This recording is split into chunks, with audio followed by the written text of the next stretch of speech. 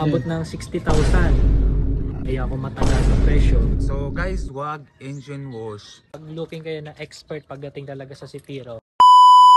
Magandang araw mga ka-Cefiro. So, tayo ditong Nissan Cefiro 2001. And then nagka-problema ako sa pagdating sa shifting.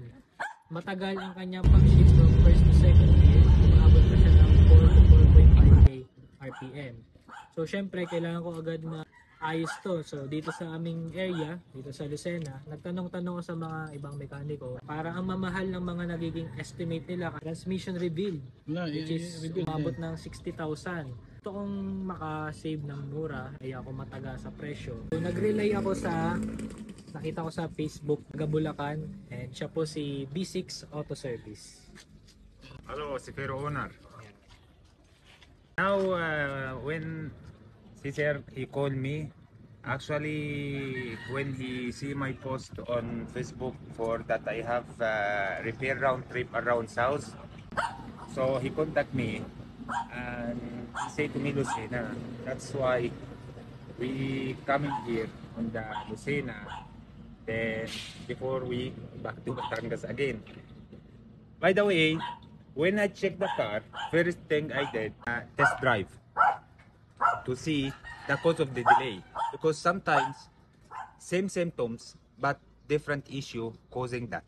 Like sometimes guys, really transmission delay like that in other car, it's really general overhaul or overhaul rebuild the transmission, same like what the other mechanics say to him, and sometimes hindi.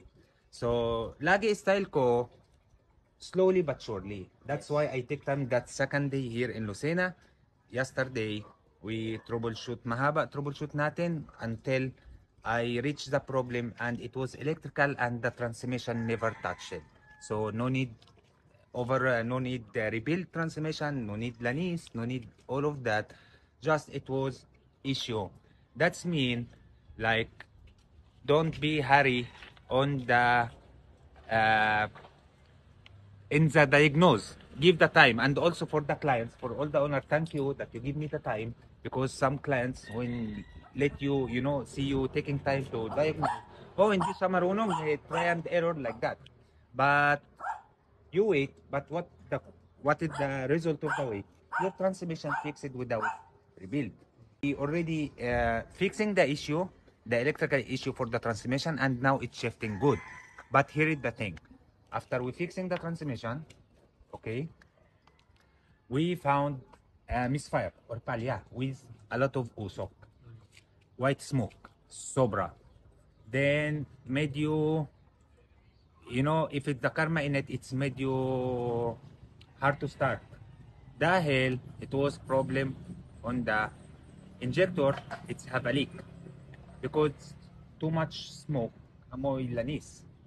So direct I detecting this issue because it's like regular issue for Cefiro, or I experience it a lot. No need too much troubleshoot for this one. I got it agad. Then I show you the video that we make while we repairing the car, that the problem on the injector. So we replace the injector, then we experience another thing, which is the car palya. Kasi the palya is two kind of palya. Merong palya misfire talaga. That's mean no more power on the cylinder. And merong palya, it's kulang power inside the cylinder. It's ibang palya between the two. So first one, when you have injector leak, this one totally died because the spark plug mo lagi basa. Okay? Second thing, when the palya happened again, it was no misfire, but low pressure in the back.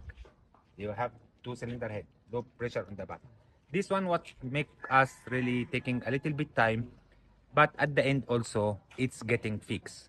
So now I already finished the report for his car.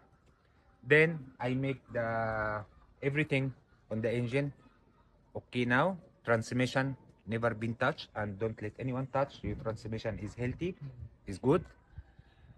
But just one thing I want to say here. Thanks sa tiwala sa akin to let me coming here to fixing your car. And I appreciate and I did my best in your car. So I hope you are satisfied with your car now and with the power that happened in your car. So guys, wag engine wash on any car wash like that. Wag engine wash. If you want to engine wash, basahan lang, that's for do it yourself, you know. Basahan lang, then just try to linis kasama degreaser like that. Pero if you want really clean engine, really engine wash, for me when I make engine wash, many things I need to tanggal. Don't let the water touching the engine here sa taas agad direct. Why? Because this car a lot of sensors. Okay, so these sensors, if one getting sira, can malfunction many things. You will doing like what we did yesterday, you know, around. So we learn from our mistake. No more engine wash, and your car perfect na. And I hope see you in Bulacan for visit if you're going to Manila. Okay? Yes, sir. Nice to see you.